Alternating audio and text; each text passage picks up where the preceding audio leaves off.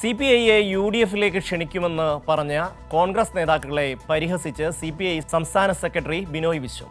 ആദ്യം ശശി തരൂർ ഉൾപ്പെടെയുള്ള മുതിർന്ന നേതാക്കൾ കോൺഗ്രസിൽ നിന്ന് BJPയിലേക്ക് എത്താതെ നോക്കണമെന്നും ബിനോയ് വിശ്വം പറഞ്ഞു. നിലമ്പൂർ തെരഞ്ഞെടുപ്പ് ഫലത്തിന് പിന്നാലെയാണ് UDF മുന്നണി വിപുലീകരണത്തിന് ശ്രമം നടത്തുന്നത്. അടുത്ത തെരഞ്ഞെടുപ്പിന് മുന്നേ UDF അടിത്തറ വിപുലീകരിക്കാൻ ശ്രമിക്കുന്നുവെന്നാണ് പ്രതിപക്ഷ നേതാവ് VD സതീശൻ പറഞ്ഞത്.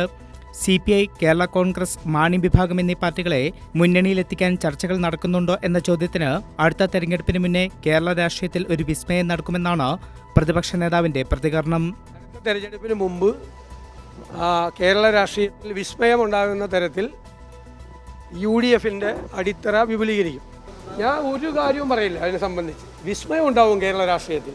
UDF വിട്ടുപോയ എല്ലാവരെയും തിരികെ എത്തിക്കാൻ ശ്രമിക്കുമെന്നാണ് UDF കൺവീനർ അടൂർ പ്രകാശ് പറഞ്ഞത്. അവരുമായി വർത്തമാനം പറയുവാനും സംസാരിക്കുവാനും അതിന് അവസരം ഉണ്ടാകും എന്ന് കരുതുകയാണ്. അതിന് അവസരം ഉണ്ടാകുന്നു എങ്കിൽ തീർച്ചയായിട്ടും അവരുമായി കാര്യങ്ങൾ ചർച്ച ചെയ്യും. എന്നാൽ CPIയെ ക്ഷണിക്കുമെന്ന കോൺഗ്രസ് നേതാക്കളുടെ വാദത്തെ പരിഹസിച്ചാണ് CPI സംസ്ഥാന സെക്രട്ടറി ബിനോയ് വിശ്വം രംഗത്തെത്തിയത്. ഇവരുടെ ക്ഷണത്തോട് ചിരിക്കുന്നുവെന്നാണ് മറുപടി. ഞാൻ ചിരിക്കുന്നു.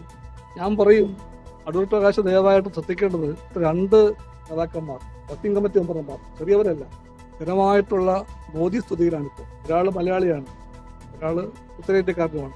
അവരെല്ലാം BJP ആകാതെ നോക്കേണ്ട കോൺഗ്രസ് ഒരുപാട് പാടുപെട്ട് ഇത്തരം ക്ഷണങ്ങൾക്ക് വേണ്ട നേരം പാഴാക്കേണ്ടതില്ല. കോൺഗ്രസ് പ്രവർത്തക സമിതിയിലെ തന്നെ മുതിർന്ന രണ്ട് നേതാക്കൾ മോദി സ്തുതിയുമായി നടക്കുന്നുവെന്നും അവർ BJPയിലെത്താതെ നോക്കണമെന്നുമാണ് ബിനോയ് വിശ്വത്തിന്റെ പരിഹാസം. News desk, Kairali news.